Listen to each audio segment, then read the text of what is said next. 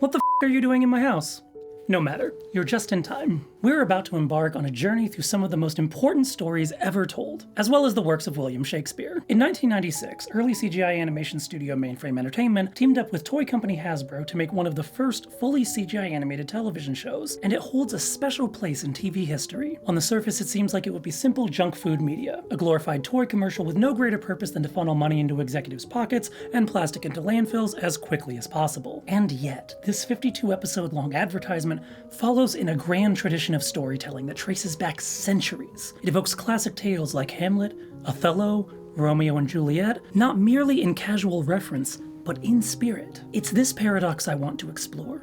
In our stories, we create beauty, and we create garbage. And more often than not, they're more intertwined than we'd care to believe. So I want to look at this toy commercial that took itself way too seriously, that insisted garbage media for kids should still be emotionally nutritious, a show that refused to take the easy path in its creation. It's finally time to talk about Beast Wars!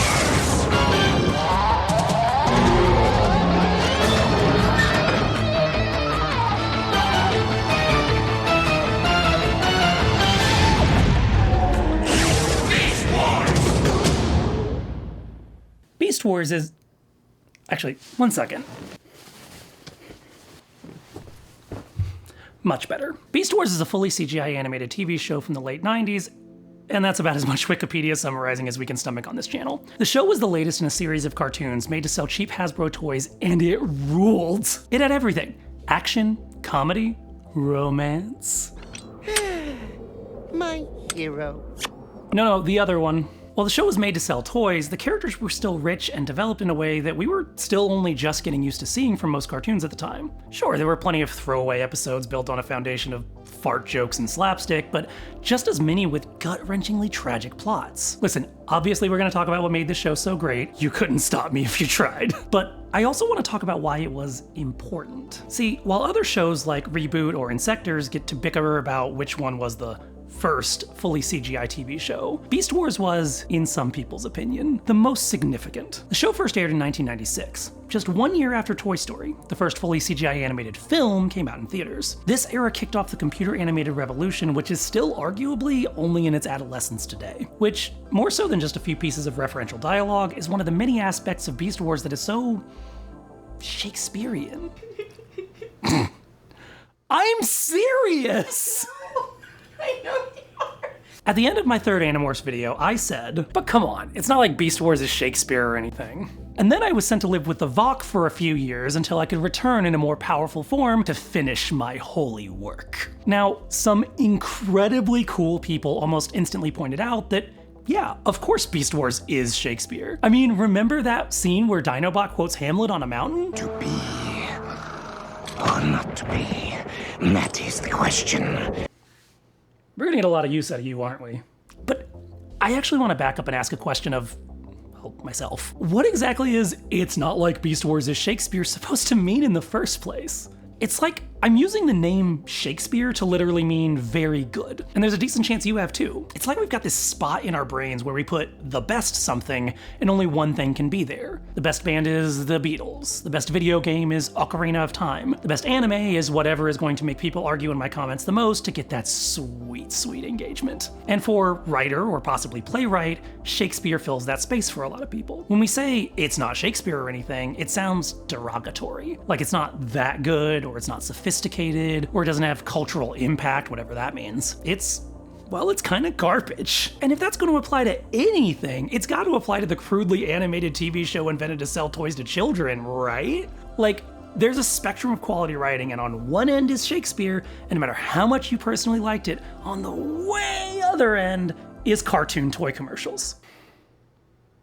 Well, I disagree. But before we get into why, let's ask, what is Shakespeare? Really feels like that should be who, doesn't it? But aye, there's the rub. In the 400-ish years since his death, William Shakespeare, the person, has transformed into William Shakespeare, the mythology, and sometimes Shakespeare, the adjective. or Shakespearean if you like. So what do we mean when we describe something as Shakespearean? I've put that question out a couple of times over the years, and here are just a few of the responses I've gotten. I think you could argue that Shakespearean kind of describes the convergence point between drama and myth that many of his plays have come to straddle in the contemporary consciousness. Very big emotional displays. A plot centered around the emotional and the irrationality it can provoke in people. Miscommunication for comedy or drama, definitely some monologues for various reasons. Gay. Wholeheartedly, endearingly, hilariously gay. No wrong answers. But yeah, we do sort of have a cultural consciousness about what Shakespearean media is like or what traits it has. I'm not going to define them categorically because I may as well try to strictly define what the word happy means. Instead, I sat down with Dr. Drew Lichtenberg, resident dramaturg at the Shakespeare Theatre Company, to chat about what makes Shakespeare relevant even to this day, and get a sense of what it is about this specific writer's work that makes his name an adjective hundreds of years after his death. Because people are still inspired by his stories, people are still adapting his stories, making million-dollar selling movies that are based on Shakespeare or Shakespeare's sources. We keep on retelling these stories because these stories still have meaning to us. You look at Hamlet again, who I think is a really useful character and a really useful play to talk about. There's something about Hamlet that still resonates, that still has meaning. I also made him watch clips from Beast Wars because I understand and respect the value of other people's time. And you know, if you look at, we were talking about what to be or not to be means, right?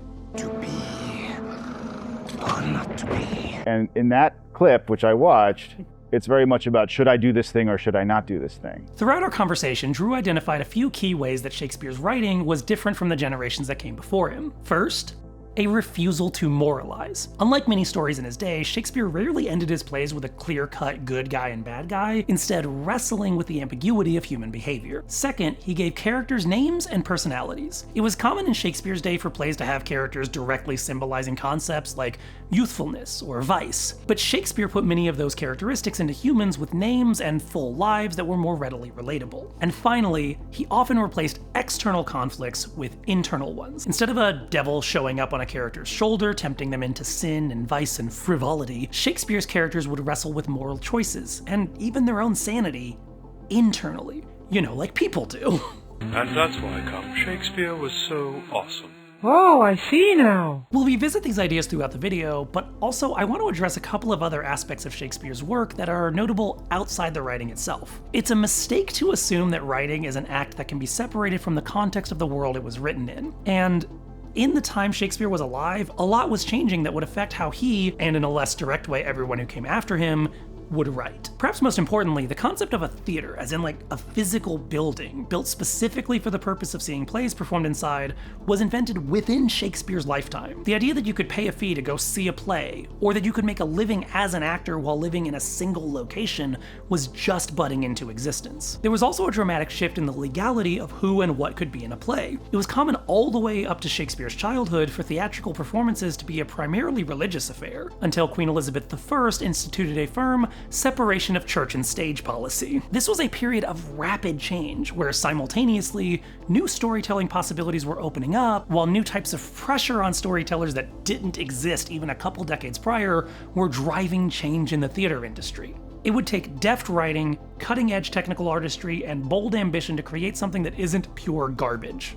I'm sure that somehow I will find a way to make this relevant to Beast Wars. I'll spoil the illusion here a bit and admit up front that Beast Wars is obviously hardly the only piece of media that shares commonality with Shakespeare's work, either in substance or circumstance. Shakespeare also isn't the de facto bar for storytelling. I could probably just as easily compare Beast Wars to, I don't know, the Lumiere brothers or Charlie Chaplin, but I don't want to. The creative team behind Beast Wars also makes this comparison particularly easy, but I don't want to just highlight a few quotes and references or play a couple clips where some of the voice actors say their performances were inspired by Shakespeare, even though they were. I want to make the argument that the fact that these toy commercial producers cared about the story they were telling at all means they were walking in the footsteps of the Bard himself. Footsteps on a path that's been trod for as long as humans have been telling stories. How's that for overpromising on a video essay premise?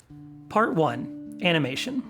Shakespeare was part of this first generation of people for whom it was a historical possibility of moving from the country to the city and earning a living as a theatrical professional. One who didn't have to rely on an aristocratic patron, but who instead was part of a company with a theater like the one we're sitting in right now that makes a living selling tickets to a general paying audience.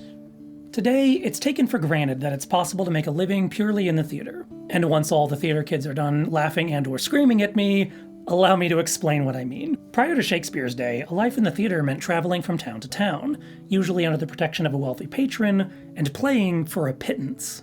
These traveling playing companies would not have been an especially impressive sight. Some 6 to a dozen strollers carrying their costumes and props in a wagon, compelled by circumstances, as one contemporary wryly put it, to travel upon the hard hoof from village to village for cheer and buttermilk. It wasn't until 1576, when Shakespeare was around 12 years old, that the first purpose-built playhouse, exclusively for the purpose of putting on theatrical performances, was constructed. This theater was known as the theater. This was a place where plays could be performed every day, and money earned from the performances could be reinvested into the theater itself. By 1594, Shakespeare had joined one of the few licensed acting troupes in London, the Lord Chamberlain's Men, and was performing in the theater. Then, in 1599, the theater was relocated to the south bank of the River Thames and renamed the Globe Theatre. When the theater was relocated, Shakespeare became one of its principal investors. He put in 12.5% of the cost of building the Globe. Shakespeare was 35 years old and already owned a significant chunk of one of the most innovative media tools of his time, a place where playwrights and actors could get regular work.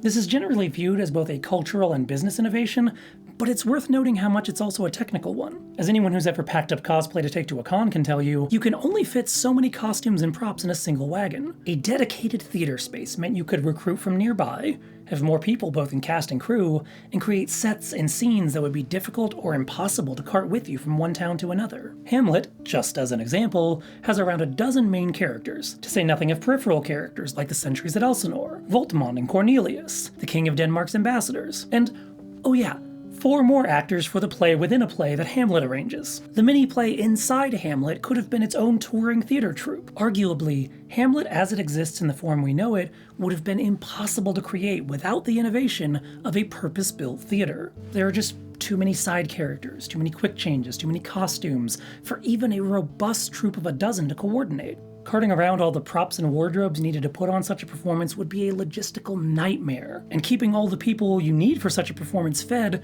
would be prohibitively expensive. Even in Shakespeare's day, the kinds of stories you could tell, and the scale on which you could tell them, were transformed by the medium he worked in.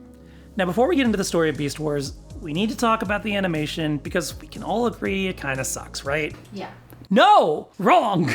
Properly contextualized, Beast Wars animation actually kind of rules. See, Beast Wars came out in 1996, 2 years after Reboot. If you want to know more about that show, I highly recommend checking out Foxcade's excellent retrospective on the series. Link below, you know the drill. Now, this is relevant for 2 reasons. One, Mainframe Entertainment, the company that made Reboot, is also the production company that animated Beast Wars. And 2, it gives us a decent historical frame of reference for what serialized CGI looked like around the time. Because, sure, Toy Story came out the year before Beast Wars, but that was an 81-minute movie that took 4 years to make. Beast Wars was 52 episodes, 22 minutes each, for a total of 1,144 minutes of story. I have checked with leading experts in the field of mathematics and concluded that is a bigger number. And they didn't have 4 years to work on each episode. It was probably closer to like 4 months. Usually the feeling I get when the 8 weeks of animation is over, it's a good feeling. Oh, okay, 8 weeks. Never mind. Sure, no problem then. For further contemporaneous context, here's another fully CGI TV show to come out that same year. Get the bananas up, wow! You asking me in or what? I forgot you were here! Now, does that mean we're just grading on a curve? Well, other stuff came out at that time that was worse, so that means this is good? Well, no. First off, that's a terrible way to analyze art. And hey, that Donkey Kong show was experimenting with motion capture in 1996. That stuff was hard back then. We can give credit where it's due. And to Beast Wars' credit, much of the software that they needed to make this show at the time didn't exist, so they had to make it themselves. The core of their software was Soft Image. We use a basic animation package called Soft Image.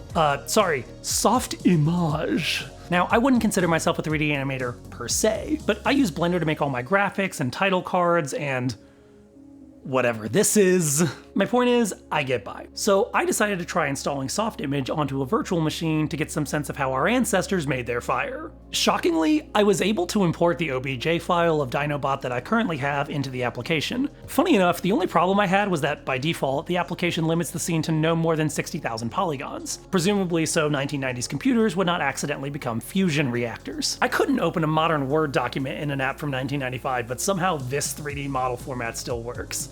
Amazing. Beyond that, it's chaos. This software was developed before computer programmers made first contact with human beings in 2001. As such, it's an arcane nightmare to do anything. For example, let's say I want to animate Dinobot moving his left arm. Well, in Blender today, I would create an armature, add a bone for the bicep and forearm, parent the armature to the model with automatic weights, which I can clean up if they're not already good enough, switch over to pose mode, add a keyframe on frame 1, rotate the arm bones, add a keyframe on frame 30, and there we go. I moved his arm. Now, how would you do this seemingly easy task in soft image? Well, first you would add a skeleton, or I guess draw a 2D skeleton. That's fine, whatever. Then you give it a skin. Ugh. Set that to local weights and then you can move the model. Except wait, no, it's not moving. Okay, so maybe you need to select the skeleton again. So you go to the select menu and you choose toggle mode, I guess? Then you click the barely visible pixel for the skeleton, but that doesn't work either. So you find a copy of the manual for some other version of soft image on the Internet Archive and hope it's close enough. Open it up to the chapter on how to select things and find a philosophical discussion about the meaning of selecting versus picking. At which point you give up, collapse into bed with a free complimentary migraine, and bang out this portion of the script on your phone, hoping that it even makes sense 2 years from now when you finally get around to shooting this damn thing.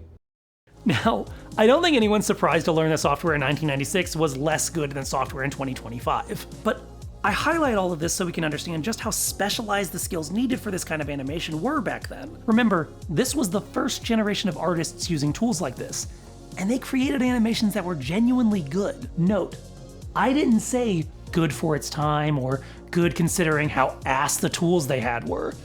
No, the reason Beast Wars animation kicks ass is because it's good on its own merits, and it's good in ways that there weren't exactly classes for back then. 3D animation owes a lot to the work done by 2D animators over the past few decades. I spoke with professional animator Janel Drewis, who's worked on films like Turning Red, Lightyear, and Strange World, and as she pointed out, there are core principles that both fields share. To this day, in 3D animation classes, we will start with teaching 2D principles laid out by Disney animators in the 40s. The main difference is that in 3D animation, you're manipulating a 3D puppet, versus 2D animation, where you're physically drawing each frame on a separate piece of paper. But definitely the ideas of timing, spacing, clarity and staging, follow through, overlap, appeal, all these things that come from 2D animation would have been relevant to the Beast Wars team. Those principles Janel referred to would include the 12 basic principles of animation, first published in the 1981 book, The Illusion of Life, based on work of Disney animators dating back to the early 20th century. They provide a robust framework for how to create good animation. This includes things like anticipation, which is used to prepare for a bigger action. In real life, this might be something like a pitcher winding up before a pitch. And in Beast Wars, this might take the form of, say, Dinobot bending his knees and hunching down right before leaping into the air. Now, it's important to note that while these principles are transferable, that doesn't mean the skill to execute them is the same. If you want to draw a frame of a character crouching down before a jump, you just draw the character crouching. It takes skill and practice to know what that looks like, but the literal function of doing it, that's still pretty much the same. If, however, I wanted to make a character crouch in 3D modeling software, I would need to do that whole rigging process I showed earlier. Oh, and that's assuming you already have a fully modeled and textured character to start with, and you still need scenery elements, and you need to light the scene. And at the time Mainframe was working on Beast Wars, there were no tutorials or guides or even very many human teachers that could show animators how to get the look they wanted out of the program. Hell, actually, scratch that. They barely even had computers to do this computer animation. When you're in Grid, you can actually print out what your character is saying, and it'll give you a readout of every frame, what he's saying, where and when. You can actually print out what your character is saying. You can actually print out... They killed trees to make this show, and they were thankful for it! The point is, the principles only get you so far. There are countless examples where you can see the animators employing principles like squash and stretch, anticipation, and exaggeration. They understood their craft, but were just limited by the technology of the time. There were also things that simply weren't possible to do yet in 3D software. Today, it's easy to think that you can make anything in CGI. And to be honest, even that's not exactly true, but that's a rant for another day. But back in the mid-90s, even the most basic things were massive technological limitations. Like this shot from the season 3 premiere, where the camera does a rack focus between Silverbolt and Rat Trap. The camera starts out focusing on one subject in the foreground, and then usually a camera operator rotates the focus lens to focus on another subject in the background, or vice versa. Except things like focus, depth of field, and lenses aren't inherently part of CGI systems. They have to be built. And at the time, it wasn't a given that whatever program they were using to create animations could do that sort of thing. For one very minor example, in the first Toy Story movie, very little of this movie is out of focus. Sometimes you'll see a background kind of out of focus, but the seam between the crystal clear foreground and the blurry background is usually masked. This is important because it's easier to fake an out of focus background by, say, placing a blurry picture in the background as a flat plane, rather than try to simulate natural depth of field. It's also just not something that's as big of a deal to 2D animation. I mean, yes, there are absolutely examples of 2D animation where you can see a blurry background. Sometimes background slides are drawn in a different animation style or deliberately blurred in order to provide more focus to the subject in the foreground. However, if you see a cartoon where everything in frame is perfectly in focus, your brain doesn't generally register that as wrong. In 3D animation, however, it's not only a feature that has to be programmed in, but it's a bit more difficult for us to distinguish depth in a scene that lacks depth of field. Just to give you a quick sense of how this works, here's a simple scene in Blender with a red ball and a green box. With the shadows on the floor, you can get a sense of how large they are in relation to each other and how far apart they are. But drop that floor away and it gets harder to tell. Fortunately, Blender has this neat little checkbox on the camera settings called depth of field. Just switch it on and you can make the foreground or the background blurry. It simulates depth of field using settings similar to how a real camera would operate. And if I want to change which object is in focus, I can just slide this little number back and forth. It doesn't totally fix the perspective problem, but it does help you direct the viewer's eye to whichever object you want them to look at. Now, it's possible that Mainframe had a feature like this in its rendering software, or maybe they just rendered different models on separate layers and blurred each frame in an app like Photoshop, which can be somewhat difficult to match properly and can look janky. Personally, I think this moment from Season 2, Episode 2, where Megatron looks behind him, might be one such shot using that latter method, but I really can't tell. Regardless, the point is that this stuff doesn't come free. Not only was Mainframe trying to adapt traditional 2D animation techniques to 3D software, which didn't have a big make animation look good button, but the animators were also adapting techniques that are more common to traditional filmmaking. Positioning lights, adjusting depth of field, physically positioning actors in 3D space. Oh, and they had to build those actors. There was an entirely separate department devoted to building and rigging the character models that were used in the show. This is one area where departing from traditional animation had some pretty strong benefits. Once a model was built, they're built for good.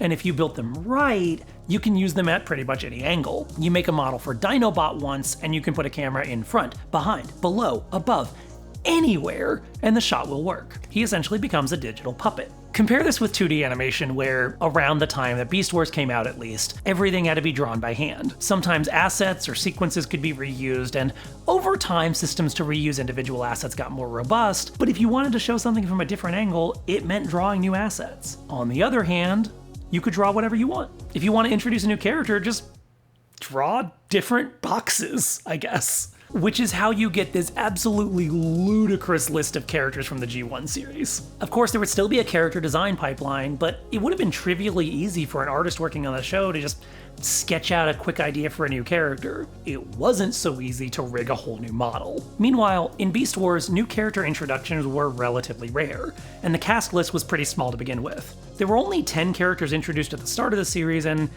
depending on how you count it, only 8-ish more regularly appearing characters throughout the rest of the season. New characters were somewhat rare because not only was it a much more involved process to build new character models, but most characters needed at least 2 fully functional models, Beast Mode and robot mode, each of which needed to be rigged, textured, etc. All of that work also extends to things like creating new props, locations, and environments. There's a reason that so many scenes take place around the same two bases, because every location had to be built from scratch. In an interview, Beast Wars head writer Bob Forward explained that this was a limitation that they were cognizant of when writing the series. We felt like we were constantly enclosed in this glass box of we only have a certain number of sets, we only have a certain number of characters. Our job was to keep the audience always looking inward so nobody would notice how close against the walls we constantly were of what we couldn't do. Instead, the Beast Wars team had to find aspects of animation that were feasible, and they lucked out in one key area: facial expressions. We had learned from the animators, and one things we could do really well was we got great acting out of those robots and those animal forms. I mean, those guys at Mainframe were just tremendous animators, and it was all keyframe stuff. You know, they were just really, really good at that stuff. We learned we could trust them to give us expressions and things that would really sell the emotion of a moment. This was due in large part to a piece of software built in-house at Mainframe Entertainment called Grin. Today, there are countless methods for creating facial animation, from the performance capture tech used in big-budget movies, down to cheap add-ons for Blender. In the late 90s, on the other hand, there was... hang on, let me check my notes. None of that. So Mainframe developed a tool on top of Soft Image that made animating faces much, much quicker. This is particularly important because many of the characters in the show don't have typical faces. Most of them don't even have pupils in their eyes. Tarantulas and Rampage don't have mouths, and the beast forms are a wild hodgepodge of snouts, jowls, pincers, and proboscides?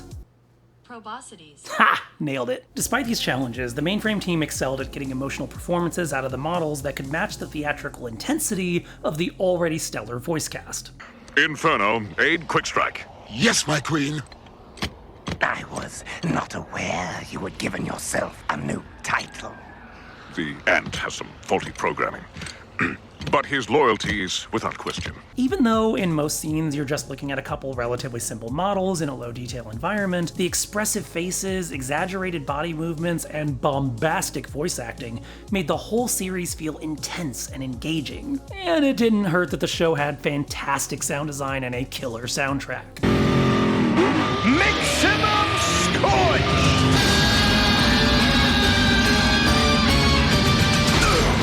I am going to revisit this concept throughout the video because there are just too many good examples to just cram in here, but like, okay. Take this scene where Megatron is being interrogated by Ravage at the end of Season 2. This set piece is used multiple times throughout the episode, and it's pretty bare bones. There's a small corridor and a monitor, likely reused assets from many other interior-based scenes, a couple of auto guns, also likely reused, a couple doodads here and there, and two main characters, Megatron and Ravage. Notably, Ravage is only used in a few episodes, so like most peripheral characters, he's not given a fully articulated Transformers body. He's a pretty standard robot with a feline head. Megatron is effectively the only model in this scene with any real distinctive design. There's not much spectacle here. Instead, the scene carries itself almost exclusively on dialogue, and Megatron's mannerisms in particular help build and maintain the tension. So, it was a trap. Oh no, really? In fact, the few instances where we see assets built mainly for this scene, they look extra janky, but there's still gravitas to the scene because of how they stage the models they do have. Megatron fills the space of his cramped cell, imposing while still vulnerable. I am not naive. You have no intention of returning me or any of us to Cybertron alive. When he's released, he looms over Ravage, highlighting how small Ravage truly is. Retract bars. Now, let us talk. Megatron's brow furls and he bares his teeth as Ravage's eyes grow wide, and his jaw hangs low as he strains to look up at his former master's successor. The Mainframe team took the incredible voice performances they were given and built a world around them that emphasized the drama of the scene, and they did it with the computer animation equivalent of a stick with a pointy rock on the end. This is what's particularly cool about the effect the CG limitations had on the storytelling of the series. They couldn't make something feel big and epic by adding in a CGI army or making and destroying huge detailed cities, they had to make do with what they had, and that led the creators to focus their attention inwards. As Bob Forward explained, this kind of limitation was actually exciting because everything they were doing was new. We had a limited number of characters. We couldn't just constantly be doing shows in which we were introducing somebody's cousin or something like that. So instead, we just had the characters start to bicker constantly. So they were always on edge. And that just became really dynamic. It was a medium in which, unlike 2D, and 2D is great, I love 2D, but it's its own medium. But the fact remains that whenever you're working in 2D, you're very aware that they did it better 50 years ago. I mean, for one reason or another. I mean, you look at what you do and, it's pretty good. It's not Pinocchio. I mean, it's very good considering many things, but the neat thing about CG is it's always getting better.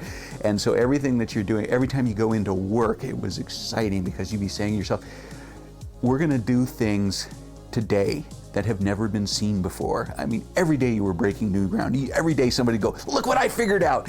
And you'd be looking at it, you're going like, that is really cool. And no one's ever done it before, at least not on a television budget. Hearing these guys talk about how they put this show together, you can't help but get the vibe that they were working in like the digital equivalent of a little black box theater. You got a small group of talented actors, what little bits of set dressing you can cobble together, and maybe some lighting tricks here and there to really dial up the drama. But there are almost no givens. There's no guarantee that a camera pointed at a character reading a single line isn't going to be an immense technical challenge.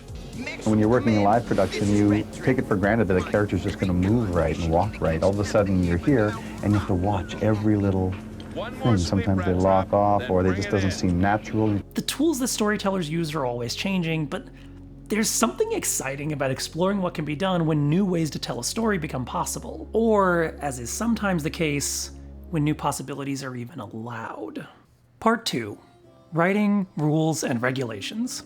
He had to write secular characters because it was illegal to write biblical stories. So because of the law of Elizabeth, and because of the explosion of this popular marketplace, there's a huge audience that wants stories, but they have to be told in a new way. For a few centuries leading into the 1500s, much of the theatrical tradition was built around the Catholic Church. Mystery, or miracle plays, were similar to the type of stuff you might have been forced to sit through in church as a kid around Christmas, reenactments of biblical stories and whatnot. For many hundreds of years, this is the bulk of what being in the theater was about, at least throughout Europe, until one cranky dude pioneered the then innovative industry of getting pissed the hell off at the Catholic Church. Martin Luther nailed a bunch of tweets to a door, and everyone's been arguing about it since. I talked about the Protestant Reformation. And Elizabeth's stepsister, Mary Tudor, is called Bloody Mary because she sent so many Protestants to the stake. She was a Catholic and persecuted Protestants. So Elizabeth takes over. She's Protestant, daughter of Henry VIII, doesn't want religious war on her hands. So she essentially bans all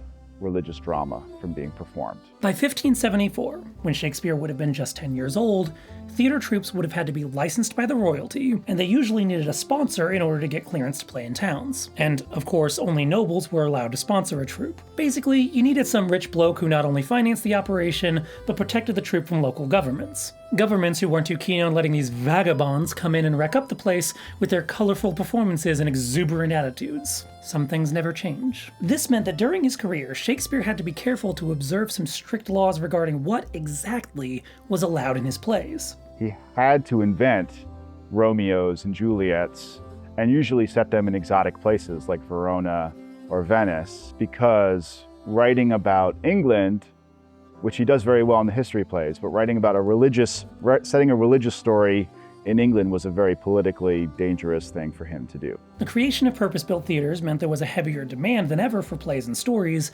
right around the time that what those stories could be about was rapidly shifting, and it was a window of opportunity Shakespeare took advantage of. In 1981, then-President Ronald Reagan appointed a man named Mark Fowler as the head of the FCC, and that's why there are so goddamn many Marvel movies today. Wait, hang on. Let me back up and explain. Throughout the 60s and 70s, the United States FCC had pretty strict rules regarding advertising aimed at children. See, children are gullible little twerps, but they have a lot of power to influence spending in households by wanting stuff really loudly. Advertisers wanted to capitalize on this by, aiming advertising directly at children. For a while, the FCC was able to keep extremely moderate rules in place by limiting how many minutes per hour of children's programming could be devoted to ads and preventing hosts of children's shows from also being spokespeople for a company's products. However, when Mark Fowler took over the FCC in 1981, he began leading a wave of deregulation that rolled back what few protections children's content had. The result? Within just a few short years, a number of new shows popped up that were arguably little more than toy commercials. G.I. Joe, My Little Pony, He-Man, and of course, Transformers. Now, there's a decent chance you already knew all that, but as with most things, the nuanced history is just so much more stupid than that. For example, in 1988, the 100th United States Congress tried to pass a bill codifying the FCC's rules into law. Both the House and the Senate overwhelmingly agreed, across party lines, to approve the bill. This law would have limited ads and children's content to around 10 to 12 minutes per hour and require stations to provide educational and informational children's content to maintain their license to broadcast. President Ronald Reagan vetoed that bill. However, a similar bill did pass in 1990 called the Children's Television Act, including the requirement to air a certain amount of educational content. Except, the definition of educational was rather broad. Specifically, a program counted towards educational content if it was programming that furthers the positive development of children 16 years of age and under in any respect, including the child's intellectual/cognitive or social/emotional needs.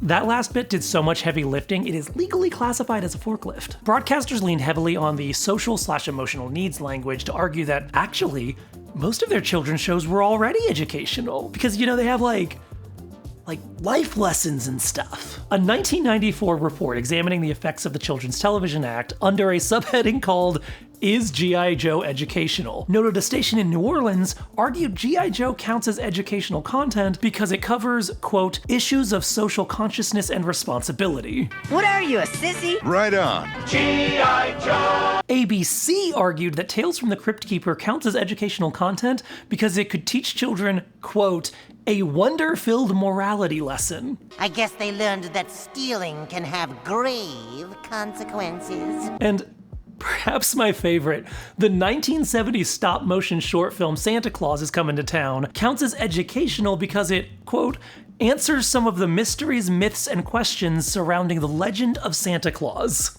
The door was answered by an elf named Dingle. Dingle Kringle, to be precise. I mean, sure. Why not? Hell, while we're at it, why don't we say that Yu-Gi-Oh! Is educational because draining Kaiba's life points teaches kids math? Look, I obviously don't want to argue that children don't learn valuable lessons from kids' shows. In fact, a good portion of this video is arguing the exact opposite. But the legal requirement to provide some density of educational content led to studios, networks, and toy companies to really stretch the definition of the word. Stories and art are already how we learn about the world we live in, how we explore ideas of morality, decide how we view the world. We often make discoveries about what we believe based on who we sympathize with in stories. But the companies that make TV shows for children would have been more than happy playing 30-minute toy commercials with no extra depth or complexity. Unfortunately, for capitalism, there was significant political weight behind the idea that maybe kids shouldn't be blasted with an endless stream of advertisements every time they turn on the mommy needs a nap box. Now, I do not for a second believe that Hasbro decided it was good for children to make shows that have moral lessons or enriching value, but the more the shows they produce happen to be incidentally enriching, the more plausible their deniability when it came time to renew their license with the FCC, which is perhaps why Beast Wars was allowed to go so fucking hard. There are actually kind of two eras of Beast Wars. The first season had 26 episodes, while the second and third seasons each had only 13, which makes the end of the first season the halfway point of the series. That first half of Beast Wars had a more relaxed Adventure of the Week style, and many episodes were self-contained stories that had little moral lessons in them, like Cheetor learning a lesson about impulsivity, or the Predacons learning that you don't piss off a gorilla. Starting with the second season, however, the seasons were cut down, presumably in part because they were fucking expensive to make, and storylines got a bit tighter. This actually gives us a fascinating way to assess how the writers chose what to keep and what to cut when they were faced with more limitations. Throughout its run, Beast Wars had to balance a lot of conflicting priorities. It was, first and foremost, a toy commercial. It had to be child-friendly, and it wouldn't hurt if there was some semi-plausible way way to argue that it's educational or edifying in some way. Plus, there are real human artists working on this thing. They want to tell a story that's satisfying to create and satisfying for fans to watch. On the subject of selling toys, around 14 of the 52 episodes were largely excuses to introduce new models of Transformer. This either took the form of existing characters getting new models, or wholly new characters being introduced. Now, if you're a writer that knows you're going to be making a TV show for Hasbro where you'll be expected to introduce new transforming robot toys regularly, what's the one thing you could do that would make your job as hard as possible? Correct.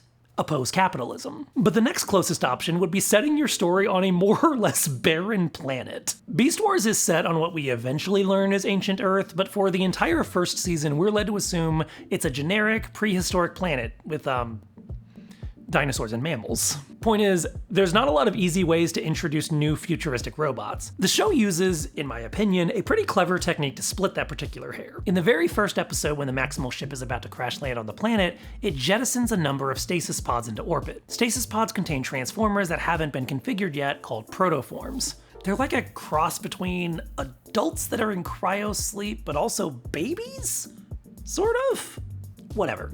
Throughout the series, whenever a stasis pod falls out of orbit, it becomes a race to see whether the Maximals or Predacons can get there first. Since the protoforms are still somewhat programmable, either side can turn it into a new ally. I love this framework because with one little detail, the writers set up several things all at once. They give themselves a narrative excuse to introduce new characters on a barren prehistoric planet without forcing it. Secondly, introducing a new character has built-in high stakes. At the start of the series, there are only around 5 characters on each side. Even one additional person can change the balance of power. And as we see throughout the rest of the series, it provides a springboard for even more creative experimentation. Experimentation like transmutate. Late in season 2, after we've already had several episodes introducing new toys in a similar manner, we get an episode where a new stasis pod has been discovered. Unlike the others we've seen though, this one is badly damaged, and when the transformer inside is finally revealed, it's...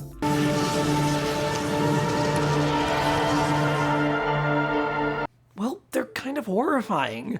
They have a primitive, asymmetrical body with only a few simple joints for movement. Their right arm is a half-formed weapon, or maybe an engine. Their face is attached by a lengthy stalk that bobs unnaturally as it lurks about. Transmutate also has the mental capacity roughly equal to a small child. They rarely speak in more than a couple words at a time and process little beyond simple concepts like friend, fly, and hurt. Just from that, it could have been a simple, tragic story about a character that struggles to fit in, or possibly a metaphor for how we treat people with disabilities, if not for one minor issue.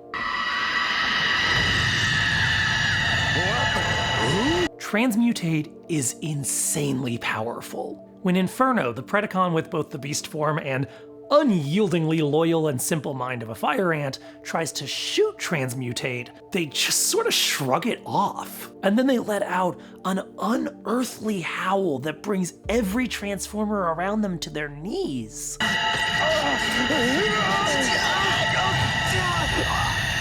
Now, Transmutate isn't just a childlike Transformer that might need protecting, they become a pawn in the battle between Maximals and Predacons. The first Predacon to find Transmutate is one named Rampage. What are you? Another like me, perhaps? Rampage, in short, is an immensely powerful Transformer with an indestructible spark. In Transformers lore, the spark is sort of like their soul. As Rhinox puts it, the very thing which makes us what we are. Every Cybertron, Maximal or Predacon has one. Rampage's unique spark was the result of a series of horrible scientific experiments. That was also a pretty hardcore episode. He sees himself as a dark and twisted creature, yet on some level still yearns to connect with someone like himself. Someone like Transmutate. For the Maximal's part, most of the team sees Transmutate as a problem to deal with. Silverbolt is the only one who advocates for treating Transmutate, like a person. Are we Predacons now? Do we destroy whatever does not fit our definition of perfection? Of course, Silverbolt's whole deal is that he's an overly sentimental, dopily naive puppy that fancies himself a chivalrous knight in shining armor, which we will get to in due time. In the end, both groups end up fighting each other to control Transmutate. The Predacons to use them as a weapon, the Maximals to stick Transmutate back into a pod and fix them later. Transmutate barely understands the conflict they're in the center of, but they do understand that both Rampage and Silverbolt are trying to be their friend. But those two are also trying to kill each other. And right when Silverbolt and Rampage are nearly about to destroy one another, Transmutate puts themselves between the two of them, saying, "No hurt." They put themselves in the middle of the blasts and it destroys them.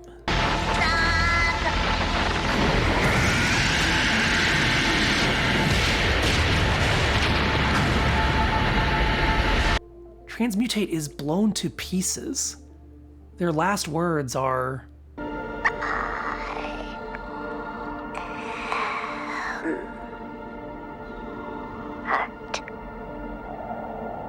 and that's it. No, really, they don't bring Transmutate back. There's no last minute Primus Ex Machina, no happy ending.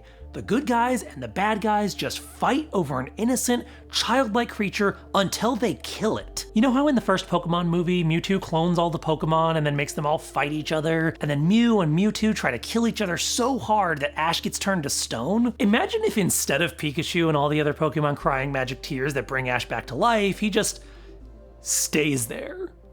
Stone dead on the ground. Well, this is what you get when you have the stones to commit. It's already pretty uncommon for episodes of kids shows to have sad endings, especially one where a character dies, but this one is dark. Possibly one of the darkest episodes of the series, and not to double up on the foreshadowing, but that's saying something given the episode that came out right before this one. More importantly though, this episode wasn't an excuse to introduce a new toy. Hasbro didn't ask for this one. There was no Transmutate toy. Well, okay, there was no Transmutate toy yet. They did eventually end up making one long after the show was finished, but this character clearly wasn't designed to be a toy. There are a lot of plot lines that shows like Beast Wars have to do to introduce the corporate mandated toys, and there are certainly ways to make those stories interesting or complex. But this is what the writers of Beast Wars did in one of the very few episodes they had in season 2 where they didn't have to do something else. This wasn't one of the episodes where they had an obligation to introduce a new toy, it didn't tie into the overall plot of the show, and if it was meant to shoehorn in an easy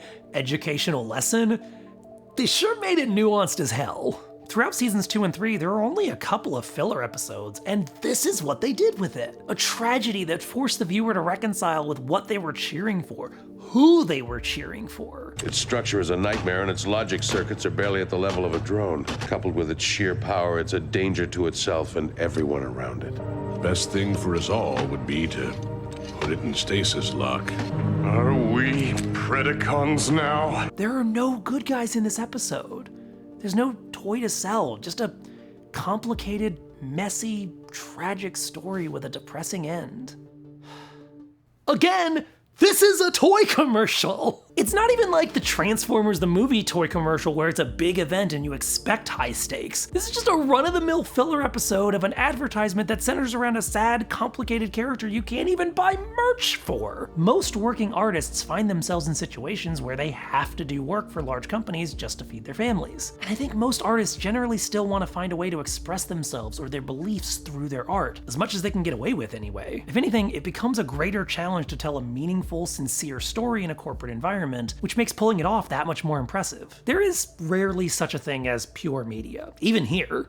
I mean, for example, I produce these videos largely on my own. I write the scripts, I do most of the editing, and have essentially no editorial oversight, clearly. I also do freelance work that pays most of my bills, so I don't even really have to let the YouTube algorithm influence what or how often I post. And yet, I'm not free of influence. For example, YouTube's guidelines tell me I can't say Dinobot without getting demonetized. I also have to be extremely careful to avoid copyright offenses, even though it's absolutely fair use to do criticism like this. There are certain things I can't say or do because of the rules, laws, and financial incentives around me, just like there are certain things Beast Wars couldn't do or had to do because it's a toy commercial. And yet they still put in the effort to experiment and try to tell a story that they hoped would be meaningful to their fans. Part 3, Tropes and Archetypes. Hamlet is a character who would get taken up by the Romantics especially, and painted by the pre-Raphaelites in the 1890s as a kind of archetype of tortured adolescent sensitivity, right? People who are too sensitive for the world. So that kind of archetype, like in a weird way, Hamlet becomes a new archetype that is different from the morality plays. He becomes an archetype of ambiguity or mystery, or like the complications of having a mind and a consciousness that is modern. and not defined by black and white Christian theology.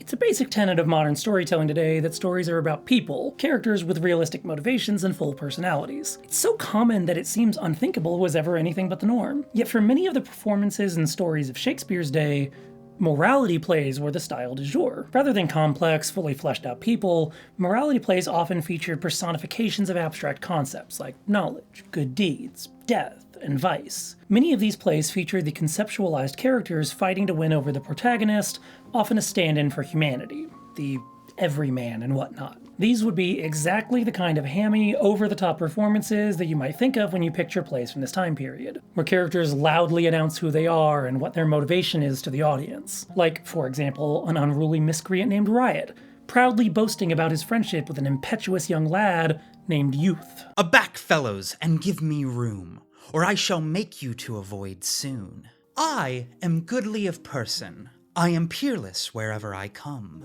My name is Youth, I tell thee. I flourish as the vine tree. Who may be likened unto me in my youth and jollity? Hoofa! Hoofa! Who calleth after me?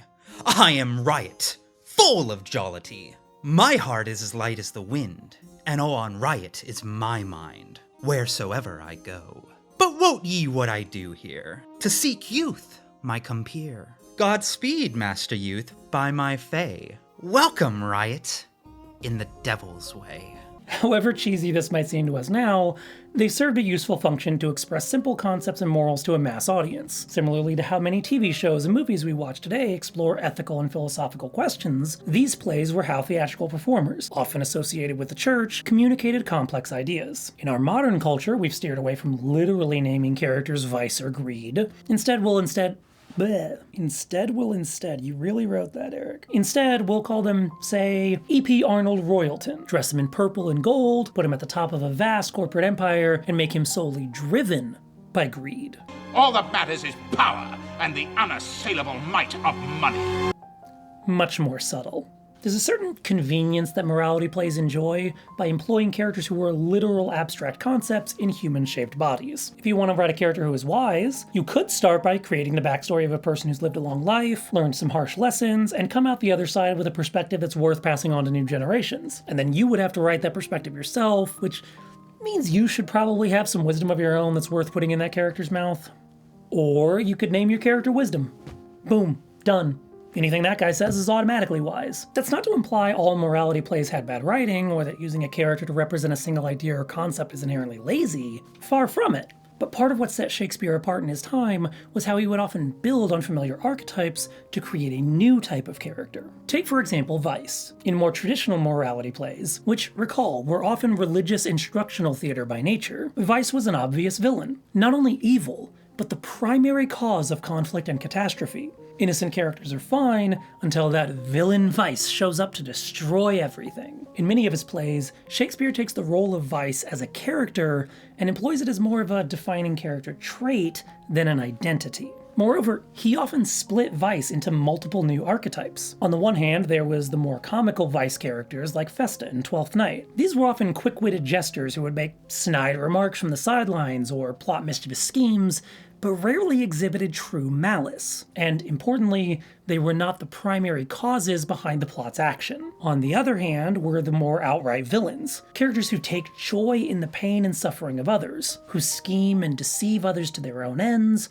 or sometimes without clear ends at all. In Othello, Iago is a malicious villain who pits friend against friend, and his actions lead to the deaths of 4 people, 2 of which he kills with his own hands. Iago has some rationalizations for why he does what he does. He resents Othello for getting promoted ahead of him, he's suspicious his wife may be cheating on him, etc. But the malice and the extreme nature of his actions also suggest that he simply enjoys causing the suffering of others. In a 2006 essay, Kaitlin Steiner explores how this style of adaptation bridged the gap between more simplistic morality plays and the human, motive-driven drama that we're familiar with today.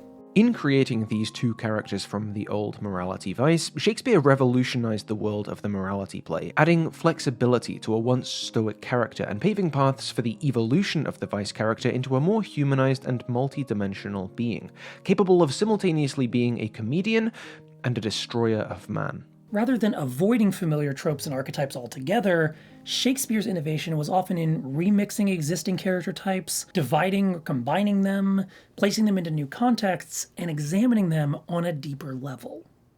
Today, it's rare to see stories where characters are literally named after the concept they're meant to represent, although it does happen, but it's much more common to have characters whose core personality trait could be summed up with a single word, especially when it comes to children's media. Beast Wars doesn't exactly deviate from this pattern, particularly in the first season. Optimus Primal is the leader, Cheetor is the impulsive child, Tarantulas is the conniving schemer, Silverbolt is the noble white knight, Black Arachnia is the femme fatale, which children's shows seem to have an unnerving amount of, come to think of it. And of course, there was one character that, perhaps more than any other in the series, existed as both a representation and interrogation of a single concept: honor. That's right, we're talking about motherfucking Dinobot!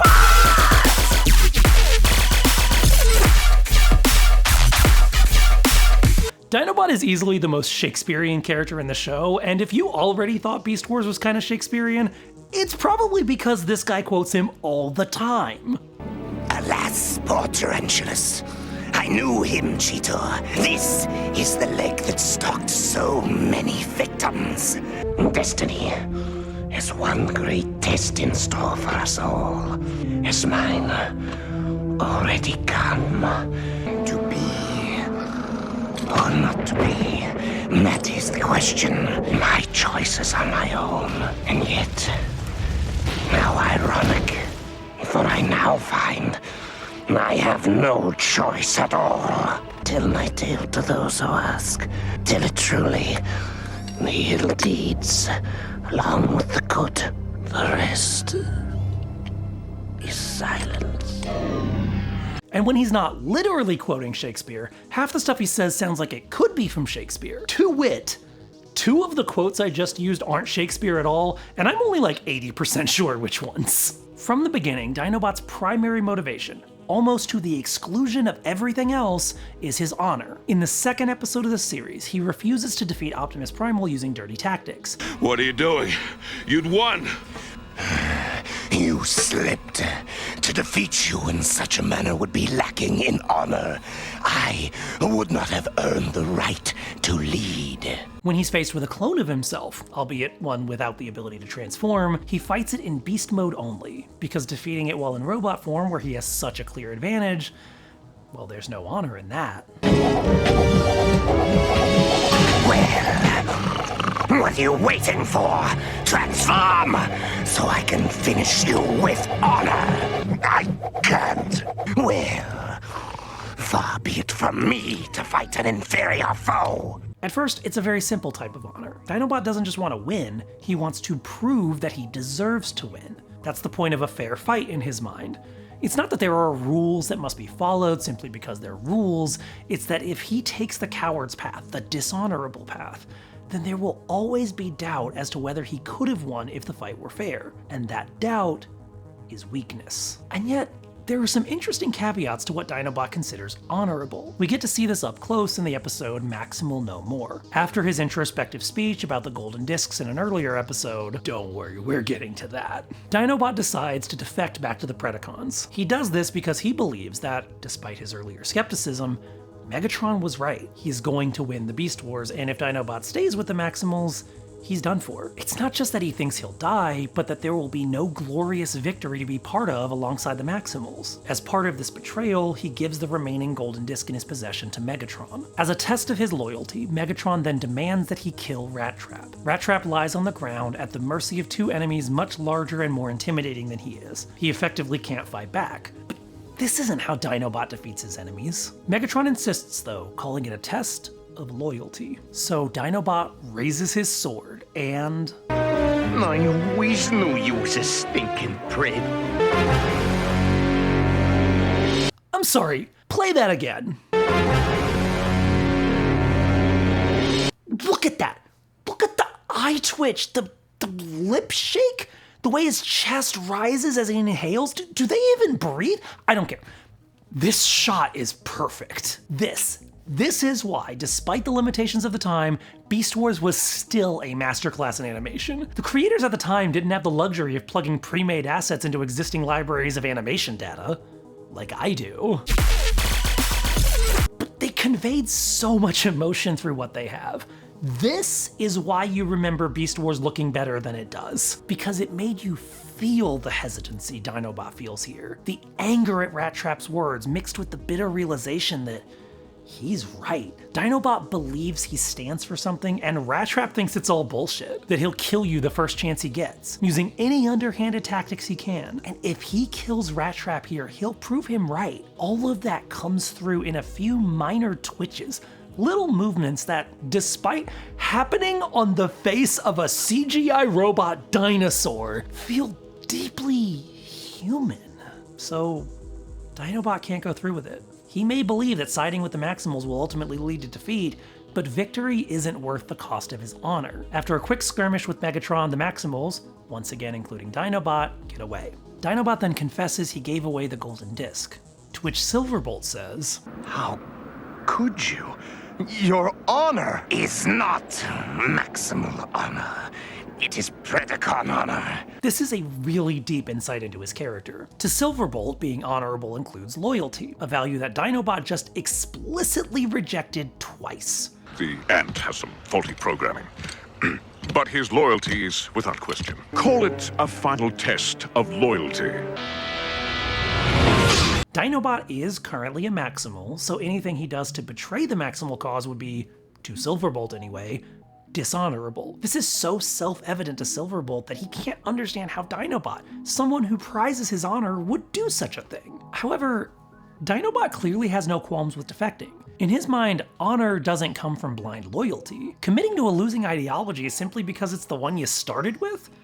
There's no honor in that at all. Dinobot and Megatron even see eye to eye on this. Dinobot explains that he believes his defection was perfectly rational because I thought you'd led us to the wrong planet, and you betrayed me. To which Megatron replies, Treachery keeps the wits sharp. Indeed. This kind of makes sense, right? Like, okay, I'm not saying loyalty or solidarity are bad, obviously, or that they're naive ideals to hold, but from the Predacon's perspective, if you don't know who's going to betray you, then you have to be smart, strategize, pay attention to the motivations and incentives of everyone around you, and have a plan in case you can't rely on them. I mean, it's an utterly paranoid environment to live in, and it makes cooperation and organization basically impossible, but you can kind of see why someone like Dinobot wouldn't really value loyalty over strategy, or at the very least, he wouldn't tie his sense of honor directly to loyalty. Instead, to Dinobot, honor comes from things like victory in battle, fighting for a worthy cause, and specifically, winning that fight fairly. In doing so, you prove your worth as a warrior. Dinobot is a warrior, and you don't prove your worth as a warrior by executing helpless enemies. Any coward or petty tyrant can do that. It doesn't take any special skill or cunning to shoot an unarmed opponent, nor does it take either brains or brawn to blindly follow an inept leader into defeat. Hell, Waspinator and Inferno can do that. From that perspective, if you find yourself stuck on a poorly run team, hurtling toward defeat, the only rational choice to make if you ever hope to preserve your honor and prove your quality is to defect, to betray your team, side with your sworn enemies, and contribute to their victory. Of course, that only works out if you're right. Part of the reason that tying honor and loyalty together is so appealing to characters like Silverbolt is because, well, it solves the problem of having to think for yourself. And more importantly, it offloads the risk of being wrong. Silverbolt already ideologically agrees with the Maximals. Or at least he detests the Predacons more. And where he disagrees or doesn't understand, he's usually more than happy to follow the chain of command. Just do what you're told, support the team, and if your side fails, well, that's on the people in charge, isn't it? At least at the start of his arc. But Dinobot doesn't want to let others control his fate. He wants to choose, and having a choice means you could choose wrong, which is precisely what gives his choices value. Betraying Megatron could be a mistake. Siding with the Maximals could be a mistake, so if it's not, if Dinobot makes the right call and wins out in the end, he earns the honor. He proves not only his strength as a warrior, but his judgment. Throughout the series, and especially in Season 2, Dinobot wrestles with the paradox of the power and the burden of making his own choices. It's a dilemma that becomes rather literal when he makes 3 key revelations towards the start of Season 2. First, they are in fact on prehistoric Earth. Megatron was correct, and the primary reason Dinobot betrayed the Predacons, I thought you'd led us to the wrong planet, was a mistake. Secondly, the golden disc Megatron stole, which he used to find Earth, contains information about the future. The golden disc, launched on Voyager 1 in the 20th century and picked up by Cybertronians, had information about places, events, and even hidden messages that helped lead to where they are now. And third, and most importantly, by having this information about the future, he might be able to use it to change the future. Might. It's not exactly clear whether this disc is a set-in-stone canon of exactly how the future will play out, or only how it did play out once. And now that they're in the past, with foreknowledge of the potential consequences of their actions, perhaps it could play out differently. It's the kind of silly, overwrought sci-fi plot that could be really ham-fisted and goofy in any other story. But this is goddamn animal. Wait, no, the other one. Instead, Beast Wars uses this conundrum to hone in on an aspect of Dinobot's honor that he's taken for granted until now. The existence of these discs creates a physical manifestation of the problem of choice, and it's with this setup that we get Dinobot's speech.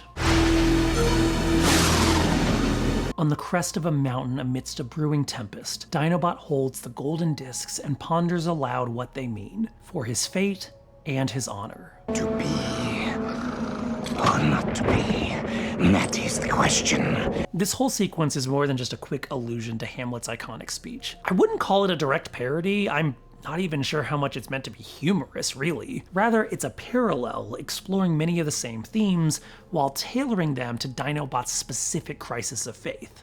These discs I hold are the record of what will be, or only of what may. Right off the bat, he layers an extra double meaning onto the already layered to be or not to be. It's not only a philosophical question about his own existence, but also a literal question. Will what's written on these discs come to pass, or is it now, from his perspective, just one potential future to be or not to be? For if the future is indeed immutably foretold, then my demise is but moments from that confirmation, for I could not live if not the master of my fate.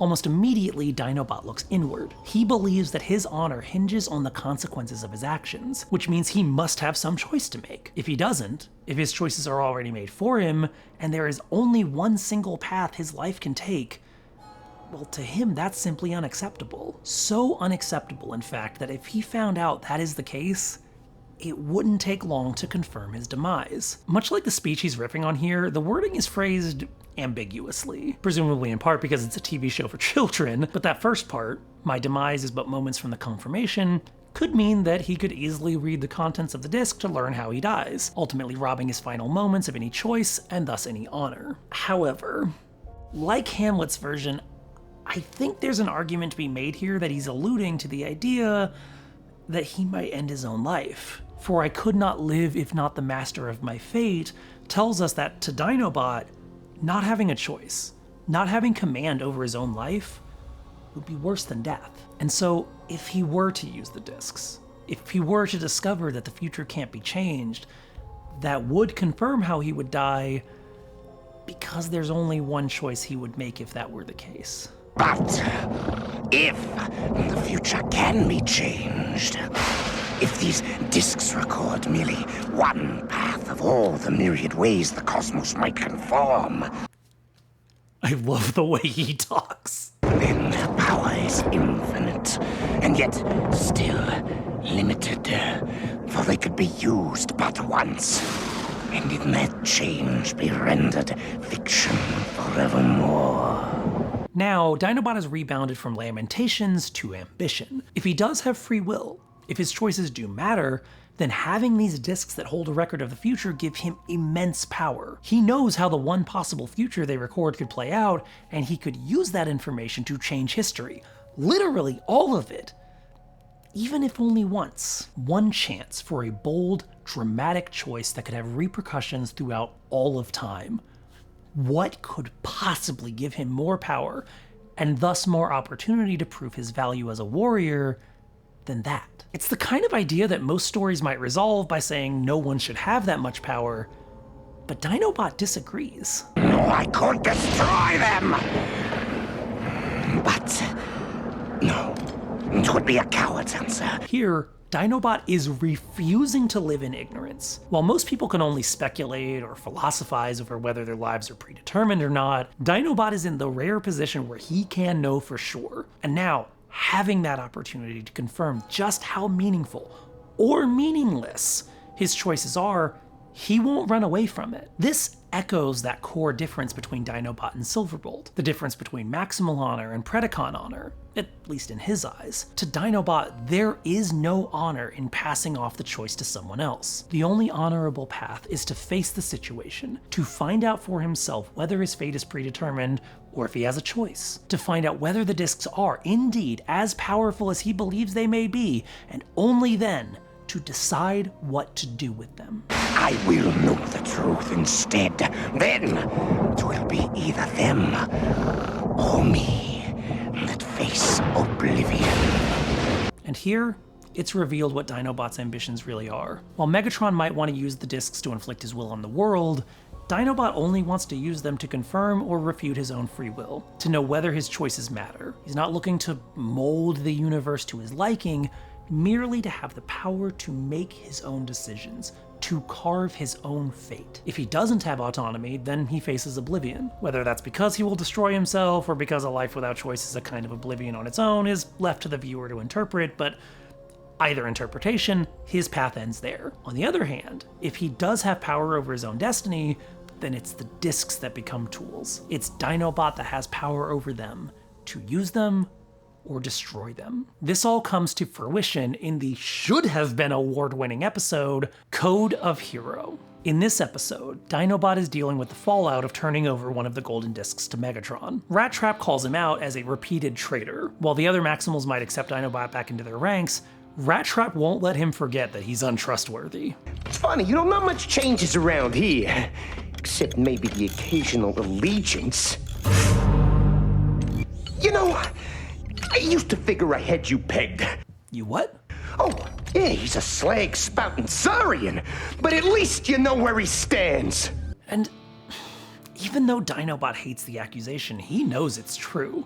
The rodent's words give off the stench of truth. Destiny is one great test in store for us all. Is mine already come?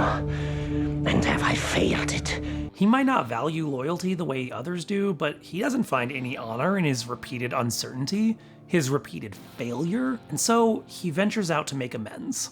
A deed once done cannot be undone, but perhaps it may yet be mitigated. He discovers that Megatron is also testing his theory about the golden discs. Megatron blows up a mountain, and the record of it on the golden disc changes along with it. This not only confirms what Dinobot had hoped for, that his choices do matter, but it also means that he's now faced with the most important choice of his life. Megatron's plan now is to wipe out a valley of early hominids, the very one where humans evolve. In the original Transformers series, which takes place in the 1980s, humans were a crucial part of the war between Autobots and Decepticons, a war that the Autobots, ancestors of the Maximals, won, and Megatron's ancestors lost. Here in the distant past, however, humans barely even exist, and those that do have no chance of defending themselves against even one Predacon. Megatron summons them all. Every Predacon is called to the Valley of Early Hominids, and Dinobot is the only Maximal even remotely close. He warns the other Maximals of what's about to happen, but there's no way they can get there in time. And if he does nothing, the entirety of the human race will be extinguished before it ever exists. It's at this that Dinobot acknowledges his choice and his destiny. The question that once haunted my being has been answered. The future is not fixed, and my choices are my own. And yet, how ironic. For I now find I have no choice at all. I am a warrior. Let the battle be joined. This is cinema. I told you, the animation in this show is fantastic. Have you learned not to doubt me yet? As the Valley of Proto-Humans burns, Dinobot leaps in to fight off each and every Predacon, including Rampage, the overwhelming juggernaut of a Transformer with an immortal spark. By the end, he's exhausted, literally overriding his body from shutting down. Stasis lock commencing. Override. Power loss critical. Further expenditures will result in loss of spark. Stasis lock must commence. Override! And barely able to stand when he's confronted by Megatron. And in his final moment, he's able to make one last heroic stand. Not to defeat Megatron directly, but to get the golden disc that allows him to see and manipulate the future. Even though he was so low on energy earlier he could barely use his eye lasers, now he summons his last ounce of strength.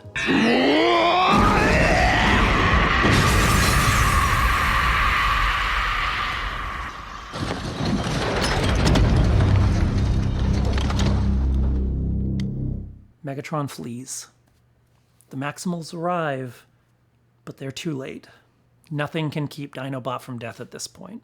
Optimus tells him that he saved the valley. Well fought, my friend. You saved the lives of those who live here, and of those who are still to come. He proved his strength, single-handedly fighting off every Predacon on Earth, and he proved the worthiness of his cause. His death will be an honorable one. And then we hear Dinobot speak his final words. Tell my tale to those who ask. Tell it truly, the ill deeds, along with the good, and let me be judged accordingly. The rest is silence.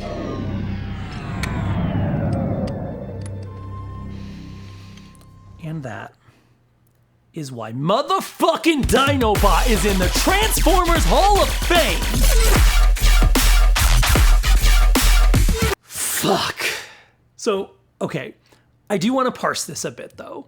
Dinobot's final words are actually a hybrid of Shakespeare quotes. The first part is a paraphrase of Othello. When you shall these unlucky deeds relate, speak of me as I am, nothing extenuate, nor set down aught in malice, then must you speak of one who loved not wisely, but too well. Okay, that might be a bit too wordy for a kid's show, but the essence of the quote is the same. Tell my story honestly.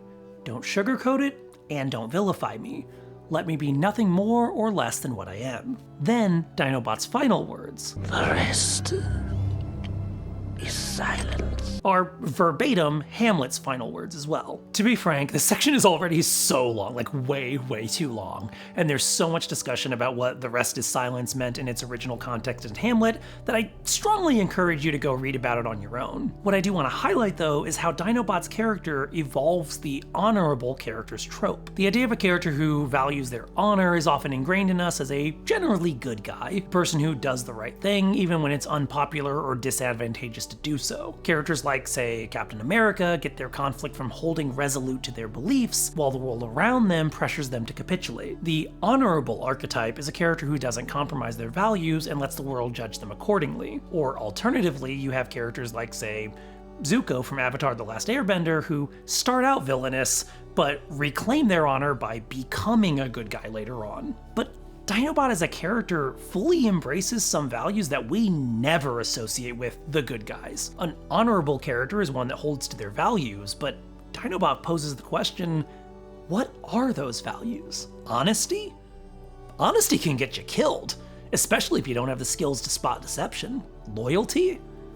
What value is there in loyalty to an unworthy cause? Dinobot also challenges the negative association we have to some values like violence. Dinobot never shies away from a fight. Instead, he often runs towards one. And a lesser warrior would not have been able to defend the valley single-handedly against every Predacon. Training to fight purely to inflict pain or death on an enemy, sure, there's no honor there. But to have not just the will, but the ability to best every one of your opponents in combat, and to possess the discipline to only use that power in defense of life.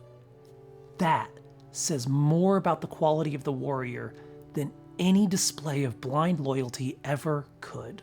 Now, let him be judged accordingly. The rest is silence. Part 4, external versus internal conflict. As we were talking about with Hamlet, he moves the conflict from something that is external to something that is internal, right? So in the Bible, God comes to Abraham and says, kill me a son, kill your son Isaac. Mm-hmm. The conflict is coming from God, right? And it's between Abraham and God, this conflict. Mm-hmm. But with Hamlet, again, the ghost comes and says, I have been killed.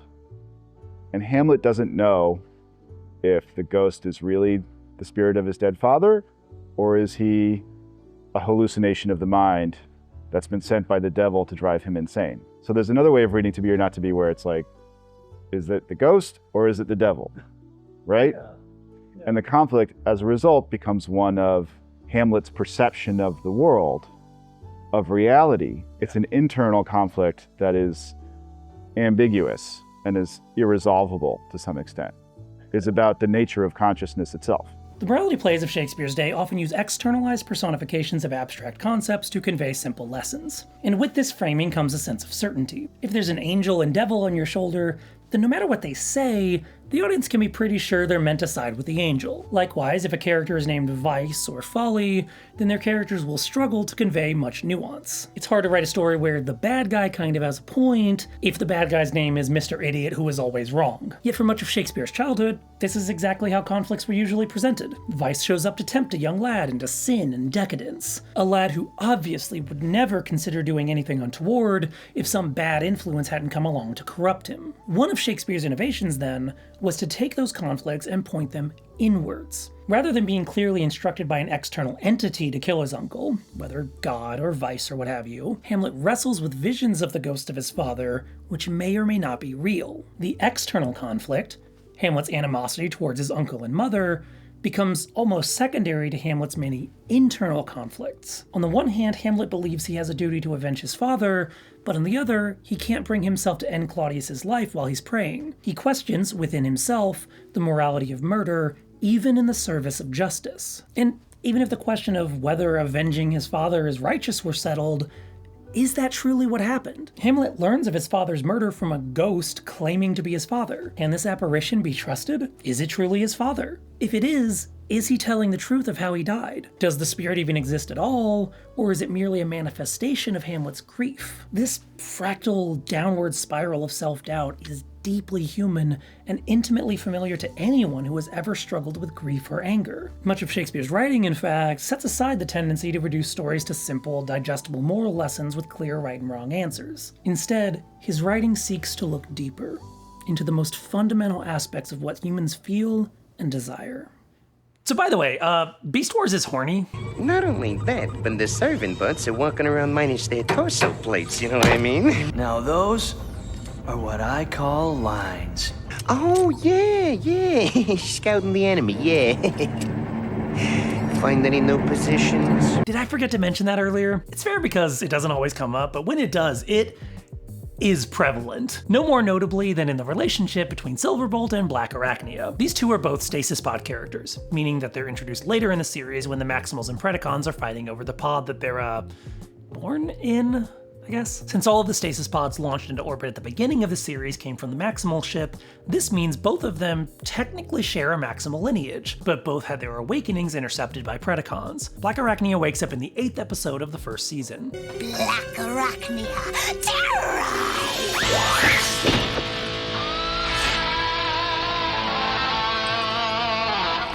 Oh, be still, my spinnerets.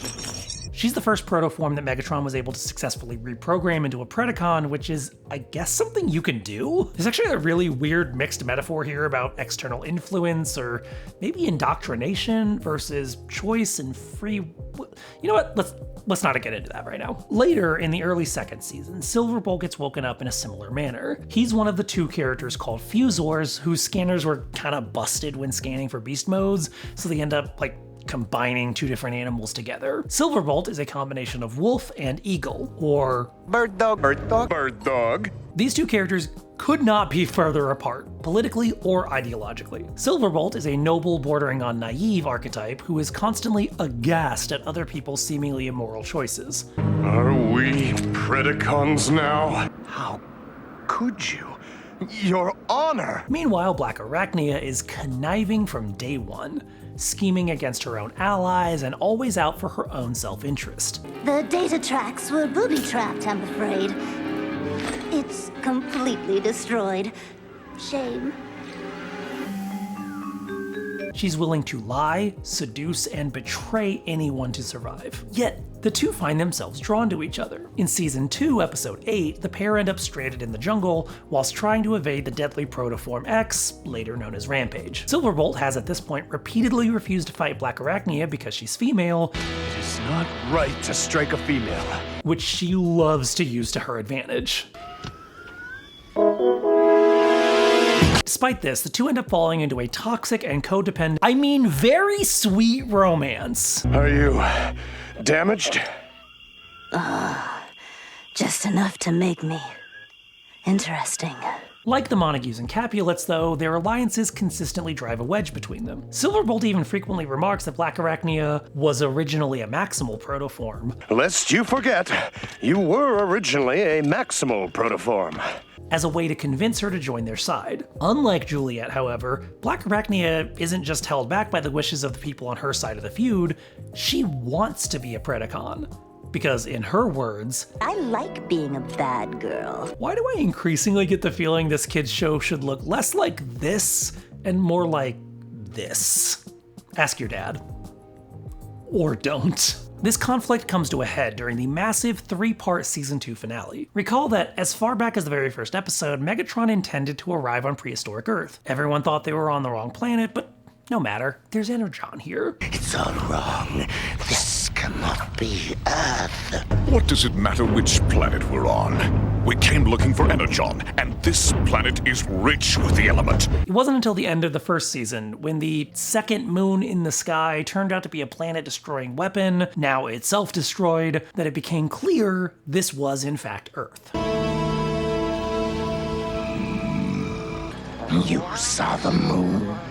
Yes, one moon now. Planet changed, and that means Earth. Yes. Because the dinosaurs and rats and gorillas and cheetahs weren't evidence enough, I suppose. Black Arachnia is actually one of the first to figure out what Megatron is after, but she needs Silverbolt's help retrieving supplies to confirm her suspicions. He quietly slips out of the Maximal base to give her stolen parts and meet up with her in secret. Not very honest or loyal of him, but deep down, he believes Black Arachnia is good-hearted and he wants to help her, even if he doesn't know what she's up to. Things get worse when the Maximals, with the help of a time-traveling Decepticon turned Predacon Ravage, it doesn't matter, forget it, this is convoluted enough, whatever. They finally manage to capture Megatron and destroy his base. During the fight, Silverbolt lets Black Arachnia get away,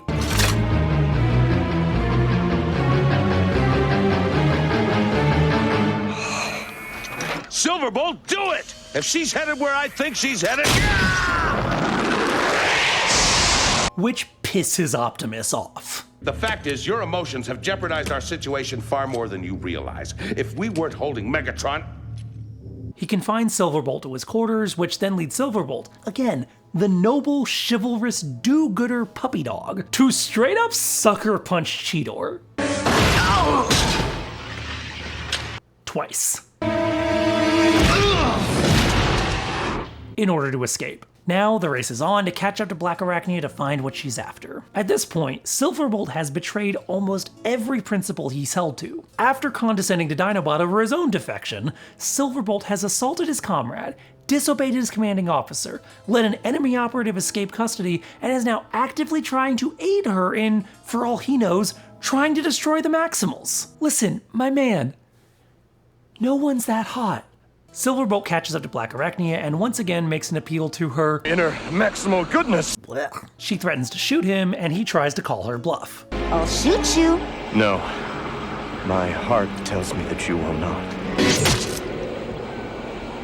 You shot me! This doofus then continues to insist that because it was only a flesh wound, that still proves she's got a mushy, soft-hearted processing core underneath that shielded titanium armor. I know how you're feeling. You don't know whether to kiss me or kill me. I'm a Black Widow spider, you idiot! I can do both.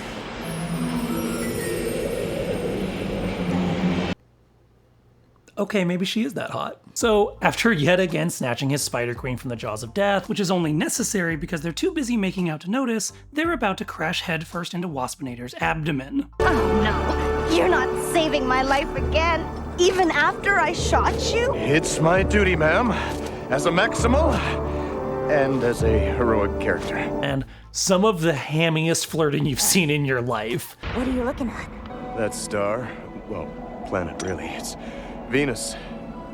Reminds me of you. Oh, hot, poisonous, and deadly. You're sweet. No, wait. That's not what I meant. The pair uncover the secret Megatron was seeking since the show began. The Ark.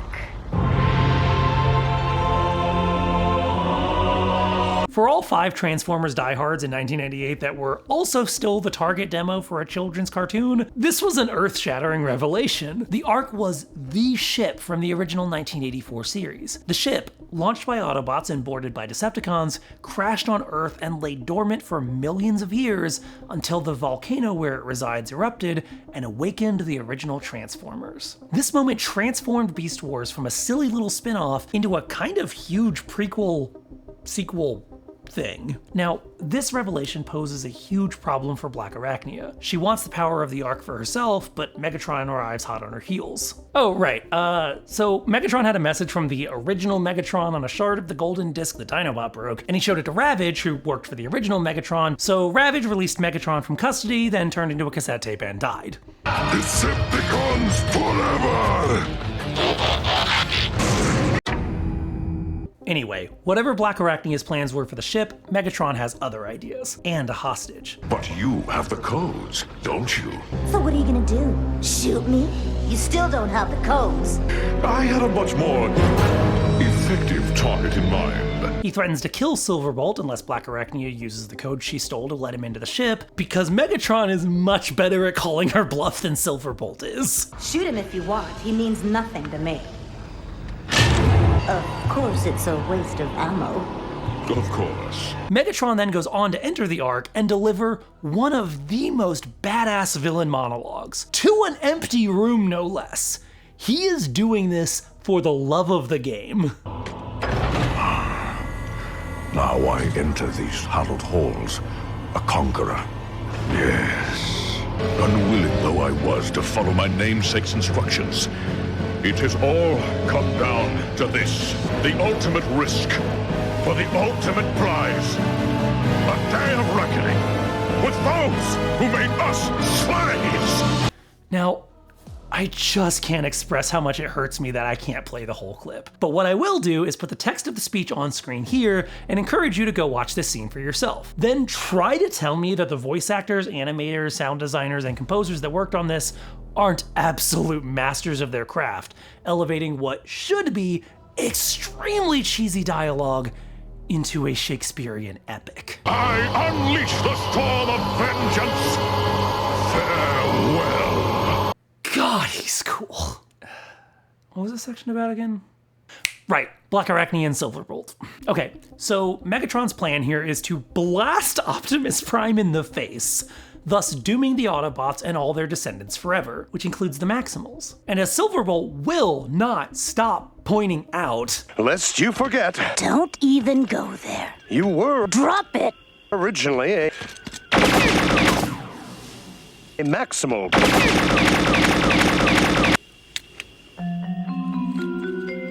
Protoform. So now the status quo is shifted. Juliet can't exactly stay with the Capulets if they're trying to nuke her out of existence. So Black Arachnia betrays Megatron and screws up his plan to kill Optimus Prime. What did you expect, you metal megalomaniac? What, that I would die for your insane ambition? Then on now, Black Arachnia, there will be no more betrayals. So Megatron blasts her before noping out of there. Silverbolt, sensing an opportunity for an overly dramatic, tragic climax, swoops in. Black Arachnia, oh dark poison of my heart, abide with me yet a while. You almost make me wish I was a better girl. Understand this, like never before. My life, my heart are now yours. For you, Rover. She said Rover! I join your side. But as a Predacon, goodbye.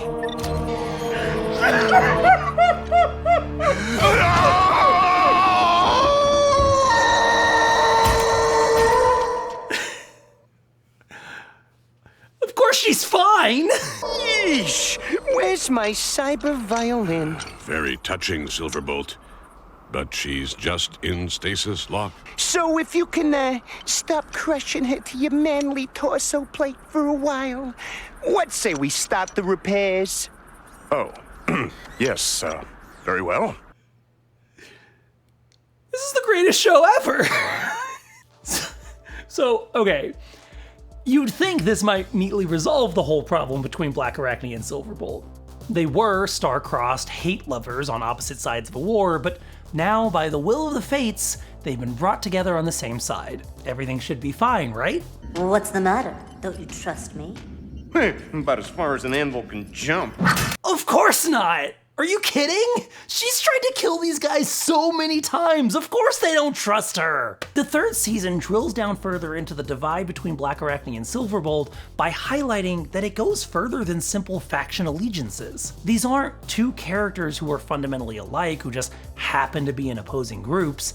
They're actually very different people. And the company Silverbolt chooses to keep, and that Black Arachne tolerates, struggle to get along with her. This conflict reaches a boiling point when the Maximals discover a shell program thing that was placed in Black Arachne to cement her programming as a Predacon. Ostensibly, removing it would let her be fully Maximal, whatever that means. Can you remove the shell and reactivate her Maximal programming? It's tricky and dangerous. It could dump her entire core and leave her a blank. And if we do nothing? She'll be a Predacon forever. The point here is that there's a way to alter Black Arachne and remove the more bad guy-y parts of her personality. Naturally, we squeeze a whole episode out of Black Arachne mistakenly thinking the Maximals will force her to do it. In the end, they say it's her choice. I heard you and Rhinox planning to unzip my core. With reprogramming, you could be the Maximal you were meant to be. But the decision to take that step is, and always will be, yours to make. The framing here is fascinating. In-universe, this is a little gizmo inside her robot body that could be surgically removed, but it's more complex than that, isn't it? Every relationship is, in some way, a compromise of the self. It's not possible to exist in a relationship or community without letting the people around you affect who you are. And for Black Arachne, she likes her personality the way it is. Easy for you to say. You enjoy this hero stuff. Me, I'm a bad girl at heart. Even being in a relationship with Silverbolt is accepting some level of compromise in her personality. She's attracted to him and has a lot of affection for him, but is that worth sacrificing who she is? For most of her story, the conflict between her desires has been largely external. She enjoys being cunning, tough, and seductive, and most importantly, the power she can wield through these traits. And that brings her in conflict either with Megatron, who opposes her schemes, or the Maximals, who oppose her methods. Her relationship with Silverbolt and eventual inclusion with the Maximals shifts that conflict to an internal one. It's no longer just, this is who I am, deal with it. It becomes, this is who I am, but do I want it to be? That conflict also becomes literally internal when the Maximals discover that her Predacon shell program is deteriorating, and she either needs to undergo a risky surgical procedure to have it removed, or lose who she is anyway. Great choice. Be a Maximal or drool oil for the rest of my life. Her story also highlights how often that question can't be dealt with in isolation. We'd all like to think that we decide who we are and we do it independently of any external factors, but can you really do that? Would Black Arachne have sided with the Maximals if Megatron hadn't tried to kill her? Would she be willing to have the Predacon shell program excised if it wasn't threatening her life? For that matter, would she have been a Predacon at all if Megatron hadn't intervened? Would you always be honest if your job required you to lie? Would you steal if it meant your family wouldn't starve? Would you turn a blind eye to abuse to avoid a confrontation? External circumstances and internal conflicts can't be so easily separated from one another. For Black Arachne, the conflict was always internal. As much as it's annoying how often they say it, it is true that she began life as a Maximal protoform, but much like the Ark, that internal conflict remained dormant until Also like the Ark, Silverbolt blasted his way inside to find it. Probably more than most characters in this series, besides Dinobot, Black Arachnia wrestles with questions of identity, consciousness, and what herself even is. She certainly wrestles with it more than Silverbolt, in this series anyway, but we are not getting into that today. Honestly, I find this so much more engaging than a simple romance. Don't get me wrong, I'm sure the Silverbolt Black Arachnia fic out there is both copious and gratuitous, but their story gives the vibe of like, what if Romeo and Juliet didn't die in the end? You know, what if they had to live together and work together after the play ended? It's not an easy question to tackle. It's ambiguous and to some extent irresolvable. And this children's show did it. I mean, come on. This isn't even a children's show. It's a toy commercial. Alert. Systems destabilizing.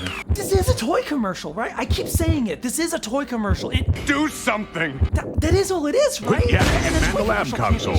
I need backup. Shakespeare wasn't writing just to sell toys. I mean, he was writing to sell toys. What happened? I've got to get back in before... Black Arachnia and Silverbolt are like Romeo and Juliet? What in the hallowed halls of video essays clickbait hell is that? No, a toy commercial can't be Shakespeare. It can't be Shakespeare. Reprogramming aborted.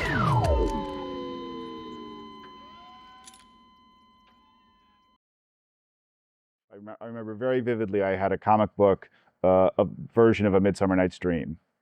And Bottom with the donkey head, there were these fantastic drawings of Bottom having the head of a donkey, which lends itself incredibly well to comic book art, right? So, I don't know, that kind of fascination with transformation, with magic, with the supernatural, is very much a part of Shakespeare. And also the fascination with who we are. Shakespeare's plays form a kind of body of stories that are inexhaustible, can be a source of endless information about who we are and what's reflected in our world and what's important in our society. If you do Shakespeare in a way that brings him alive, that speaks to the present moment of our world, then Shakespeare still is Shakespeare. There's a shot in the film adaptation of Ready Player One I've never quite been able to get out of my head. In the climax of the film, every toy in Warner Brothers' toy box gets smashed together in an orgy of 80s nostalgia and intertextual references. Among the most egregious That Thing You Know drop-ins was the Iron Giant. Even if you've never seen the movie before, one of the few things you probably know about the Iron Giant is that he is not a gun. Nando V Movies has an excellent video about why it was kinda nuts to use a character like that for mindless violence, and I don't need to rehash discussions of a some number of years old movie at this point. If that was all though, I might have forgotten it by now. But it's the Iron Giant's last shot in the film that stuck in my brain. After forming a bridge for the main characters to cross a yawning chasm, the Iron Giant falls into a lava flow and, as he becomes submerged, he holds up his hand and gives them a thumbs up. This of course is an homage to the T-800's death scene in Terminator 2. Throughout that film, Sarah Connor and her son John learn to relate to and trust the machine that looks identical to the one that hunted Sarah in the first movie. Meanwhile, the T-800, a machine incapable of feeling emotions, learns to understand the messy, irrational humans he's been sent to protect. John teaches the T-800 human gestures like the thumbs up and smiling. He doesn't understand why humans do these things, but he knows he's supposed to. He also doesn't understand things like crying. Why do you cry? It's when there's nothing wrong with you, but you're hurt anyways. You get it? No. By the end of the film, the T-800 has learned, in his own way, why humans cry. I know now why you cry, but it's something I can never do. And when he lowers himself into a vat of molten metal as an act of self-sacrifice to protect the humans, he gives them one last indication that he understands them, something that he knows John will understand in return. It's a reflection of their connection, it's meaningful to each of the characters, as well as to us, the audience. It symbolizes in one beautiful, horrible moment how these people who had every reason to hate each other have learned not only to understand the other, but protect one another to the very end. And it has absolutely fucking nothing to do with the Iron Giant. It's just, they're both robots. A robot dies in lava, he's gotta do the thumbs up. That's the thing you do. Never mind any of the stories these characters came from, never mind the messages of pacifism and kindness in The Iron Giant, or the messages of bridge building and self-sacrifice in Terminator 2. No, they're robots, they shoot things, and if they die in lava, they do a thumbs up. I can't put my finger on what it is about this moment that bothers me so much. Because it's not that there's no artistry or skill in creating the moment. The animators that worked on this sequence are genuinely good at their jobs. And it's not even that I have a problem with silly little references. I can enjoy those too. But there's a space, a void somewhere in here. It's like there's a spot in there where I want a story to go. Some meaning, some connection that isn't just not there, but drawing attention to its absence. It's like they know the words, they know the imagery, but they don't have the slightest clue why something resonates. They're just hoping that familiarity is enough to invoke your affection. It's the cinematic equivalent of, you know who else was a prime example of leadership and sacrificed himself to save humanity? Our Lord and Savior, Dinobot. I'm generally hesitant to claim that any piece of art that took this much energy and this many people to create has no soul, but I'm not allergic to this moment for no reason either. When I watch a piece of media that's referencing a bunch of things I know without really understanding why I liked those things enough to recognize them in the first place, I get a hollow feeling, like something should be there but isn't. Conversely, there's something in Beast Wars I can't quite describe, even though I've been trying for almost 2 hours to do so. But I know it's there, and I'm glad it's there. Yes, it's a toy commercial. Yes, this show exists because Hasbro, eager to continue to capitalize on relaxed regulation, approached a studio attempting to leverage new technology in order to create 52 episodes of a show to sell toys that I still have in my home. Yeah, all that's true. And Shakespeare created Hamlet to put butts in seats. Well, metaphorically, the groundlings didn't have seats, so to speak, but you don't construct a building solely for the purpose of putting on stage shows because you hope it'll lose money. Well, not back then anyway. Shakespeare, working with the Lord Chamberlain's men, was not the only troupe in London. A troupe of young boys, the children of the chapel at Blackfriars, were putting on shows as well, possibly against their will, and these shows were drawing audiences away from the adult troupes. Moreover, in 1599, the theater had been relocated across the River Thames and renamed the Globe. This happened because of a land dispute that led some of the stakeholders in the theater to literally take the building apart piece by piece and rebuild it in its new location. They kidnapped a building. So by 1600, Shakespeare, who just became a principal investor in this theater, remember, needs to put on a play that can be commercially successful enough to compete for audience attention with a bunch of kids and financially justify heisting a building. I'm not even going to get into the Hamlet or whether some version of the story was already being performed in other theaters at the time. Hamlet itself is based upon another play that is lost about the story of Hamlet, which is itself based on a story that was written down in the 9th century by a Danish scribe. But suffice to say, Hamlet is not exactly an original story. Around 1600, Shakespeare decided to write an adaptation of the Omelette story, which we now know as Hamlet. It would obviously go on to be an incredibly popular story that outlived Shakespeare himself by hundreds of years. So far, it would have been easy to take a shortcut. I don't think anyone at the time would have blamed Shakespeare if he decided to half-ass it. Just churn out some content so we can fill the pit. Instead, we got something with effort. We got something that still lasts to this day, and it lasts not because it matched some abstract formula or because it followed strict genre conventions or storytelling rules, but because it speaks to our humanity. It reflects feelings and struggles and challenges that we can relate to. And it would have been easy for the people who were tasked with making yet another toy commercial to half-ass that, to throw whatever slop they can into the trough and write it off as a kid's show. I'm glad they didn't, though. Real effort went into Beast Wars, and it's far from the only piece of media to resonate with me this way. You probably have a favorite movie or book or video game that some poor sods worked on, not because they had all their needs perfectly met and chose to create it out of the fullness of their hearts, but because, well, they needed a paycheck. But even in that context, there's still a choice. Do you give up even trying to tell something creative or meaningful? Or do you put yourself, your heart, your hopes and dreams into it? Because even if it's a toy commercial, you know a person is on the other side watching, looking for a human to connect to. I can't name exactly what this thing is, this kernel, this spirit of creativity that we can all detect when something special speaks to us, but I think we know it when it's not there. When AI bots slop generic content into our eye holes, we can feel an emptiness where the art should be. Throughout this video, I've called that thing Shakespeare. Because you understand when I say that, I mean like, it's got the sauce. Beast Wars has that thing that Shakespeare had. But it's not just them. Shakespeare and Beast Wars and every piece of media you've ever loved, from high art to utter trash that made you feel something, it has that thing too. Beast Wars is Shakespeare, is Animorphs, is Lord of the Rings, is Speed Racer, is Death Stranding, is Brad Sucks, is Star Trek, is Avatar, is Slamilton. Beast Wars is art. Beast Machines, on the other hand.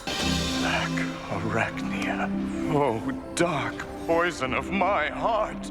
I'm kidding. I've learned my lesson about overpromising on the next video. Maybe.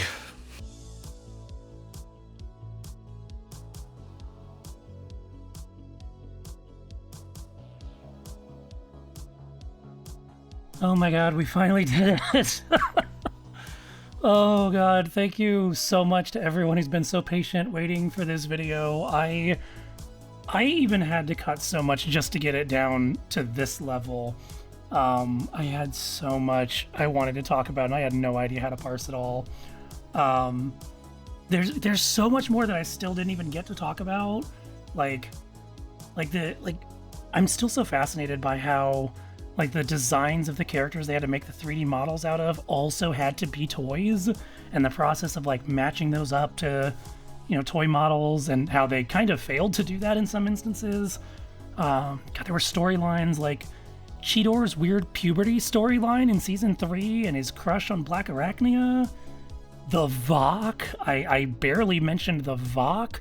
That was a whole weird storyline in season 1, especially. They've just got these aliens that run experiments on other life forms. It was so weird. God, there's so much to talk about in this series, and I could not get to it all. But I know it was a while before this video came out. There's a whole lot of reasons behind that, but I am hoping that it was worth the wait. I'm hoping that this was worth the time it took for it to come out. I clearly put too much effort into some things, I think, here. I think maybe I went a bit overboard. Or not overboard enough? I'm not sure. But yeah, huge shout out to all the people who've still been supporting me on Patreon. In particular, I want to thank Miss Eldritch, EMC, and Guild the Gilded Dragon. These three in particular, but especially all the names you see on your screen right now, they're the reasons this video exists. I'm the reason it took so long, but they are the reason it exists at all, and I just cannot thank you enough. I truly make no promises about doing a Beast Machines video, even though I am also endlessly fascinated by that series. If you're not familiar, Beast Machines was a sequel series to Beast Wars, obviously had a much different art style and a much different quality storyline. I think the vast difference in quality between those two is also worth some analysis, but I have a lot of other ideas for videos I want to do going forward, and I want to try to make some smaller, more regular videos in the meantime, and maybe have a feature like this every once in a while, instead of it being the main thing I only work on. So, anyway, I'm amazed you stuck around this long if you're still listening, and thank you so much for watching.